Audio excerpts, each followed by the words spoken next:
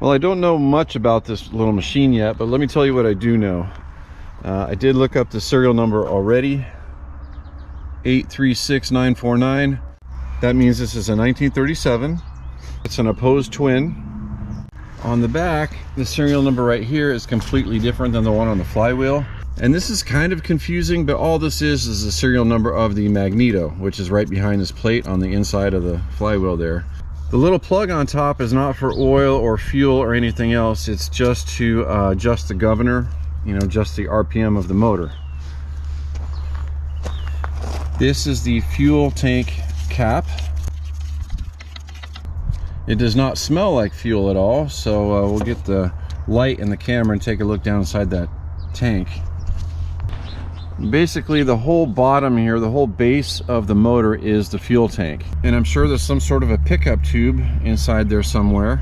And that pickup tube probably has a valve on the bottom of it, like a ball valve, or I think some of them are like flat disc valves. There's no traditional carburetor on this motor. The fuel tank sort of acts as the fuel bowl. This knob here regulates the air fuel mix. It says to stop, turn left. And then turn all the way to the right, ends up on start, which is straight up and down. And then if you turn it a quarter turn to the left, that's the run position. And that's pretty much all there is to it, besides some, you know, fine tuning left and right. All this is doing is regulating the air fuel mix. So if you have it all the way to the right on start, that's going to be the richest position, if I understand this correctly, which effectively acts as sort of like a quasi choke. And then when it starts up, you lean it out a little bit, turn it to the run position, and again, that's where you fine tune it, but that's where it wants to run. And then to stop, it says turn left. I think all this is doing when you're turning it left is effectively leaning out the mixture so much that it eventually stops running. So anyway, we'll leave that in the start position for now. And of course, there's no electric ignition on this. There's no starter of any kind, right? That's obvious. So instead, what you have here is a foot pedal.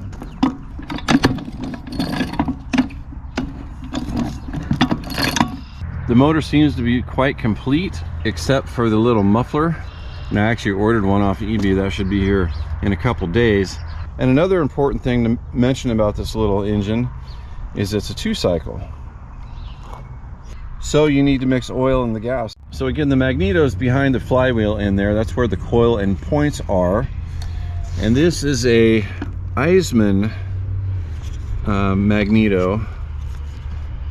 Eisman Magneto Corporation, Brooklyn, New York, made in the United States of America.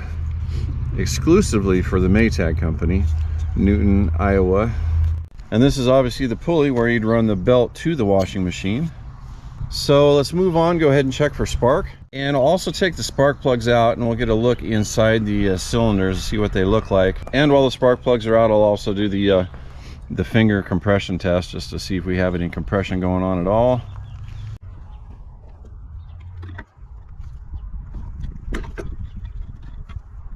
It's not terrible. The gap looks okay. We can probably clean that up.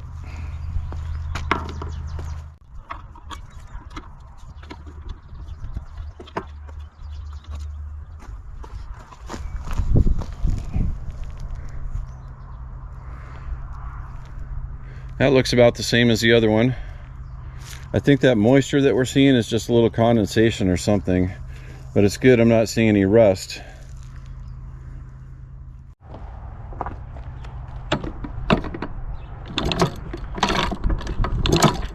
That one feels pretty good. Now they both feel like they have compression.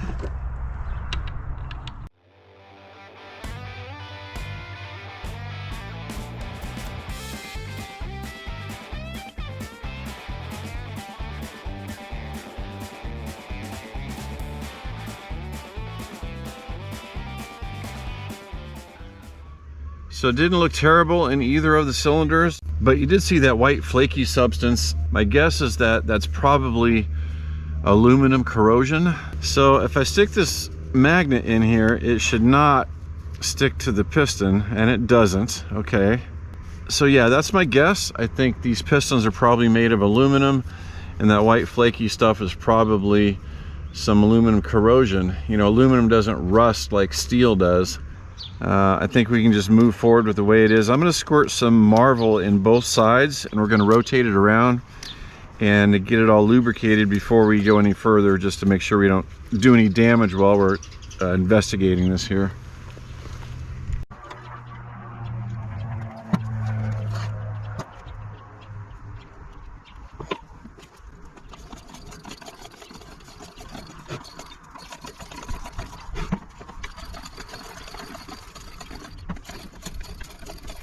All right, so now I'm going to do a spark test, and I'm just going to do the idiot test just to be super fast with this and see if we got it or not.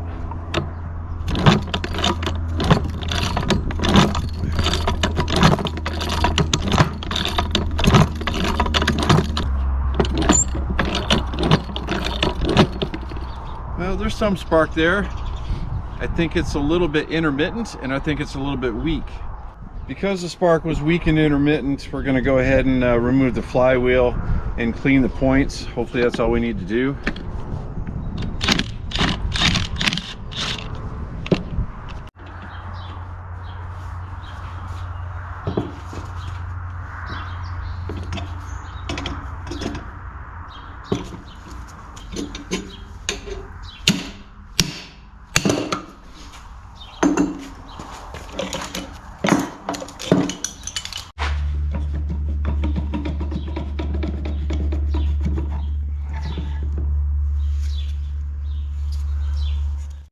That doesn't look terrible.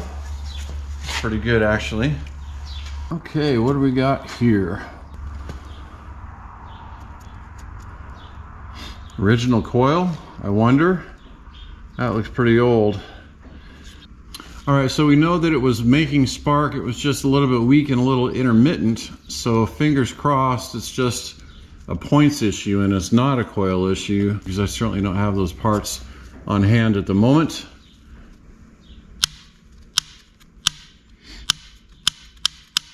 The points in here really don't look terrible, but there is one point on there that is like it's sort of swapped material a little bit.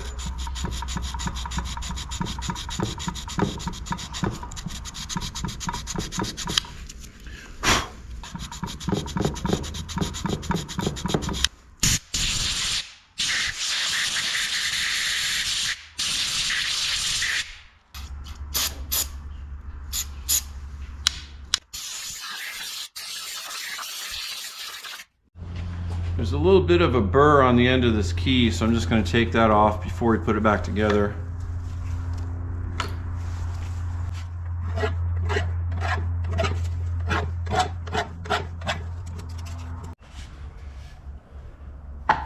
Alright, so we just have to line up the key.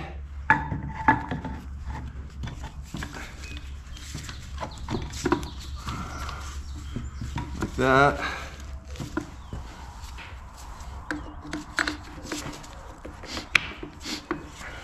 Washer.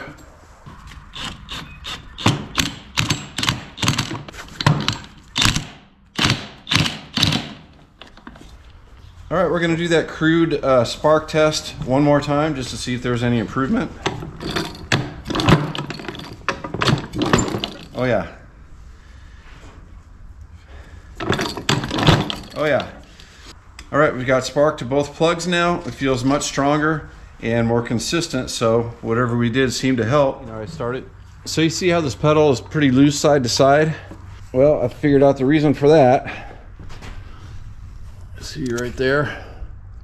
There's a whole chunk missing from the bottom of the pedal as it goes around the shaft, and you can see that's why it's loose. So the good news is it still functions. It still grabs the motor and spins it. But that's pretty wobbly, and that is the reason for that. All right, we've reached the point now where I think we can add some fuel directly into the cylinders, rotate the engine and see if we can get it to pop off. As I mentioned before, this is a 2-cycle engine, so you really don't want to be spraying starting fluid directly into the cylinders. If it runs for a little bit, it will be running with no lubrication at all, and that's obviously not good for an engine. So keep that in mind if you're thinking about spraying starting fluid directly into these little 2-cycle engines. I mixed up a little bottle of roughly 16:1. So we'll try that and see what happens. And you really don't need much because these cylinders are so tiny.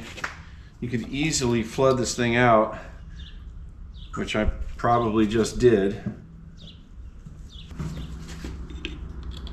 So we've got oil in the gas, we've got some residual Marvel mystery oil when we squirted that in earlier.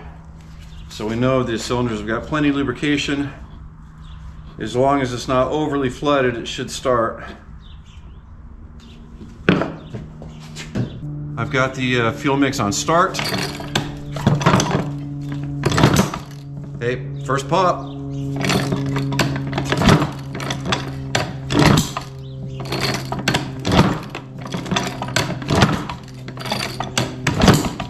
He's trying.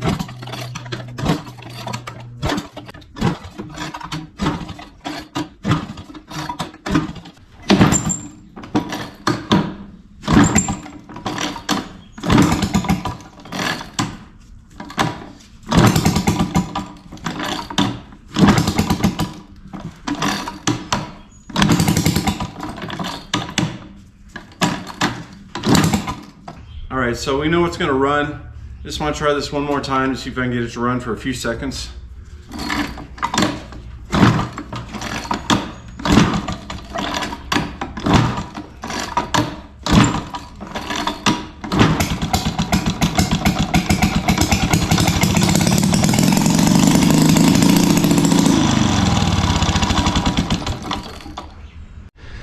All right, good news. We know it's going to run now. It actually sounds pretty good.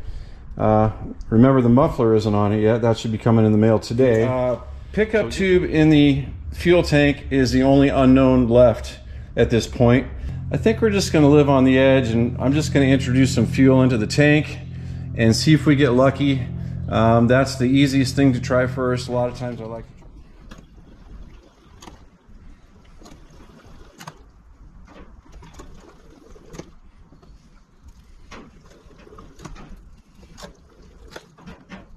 Okay, my little muffler came in the mail today. This is actually a 2-piece deal. This part here is one piece, and then the muffler itself is the other piece that screws on. I made my own gasket for it, and I got it all cinched down. So I think we're ready to go here. Just for fun, I'm not going to prime the cylinders at all this time. We're just going to see if the motor will suck up gas from the fuel tank and start on its own. If not, we'll try to prime it again like we did before. All right, here we go.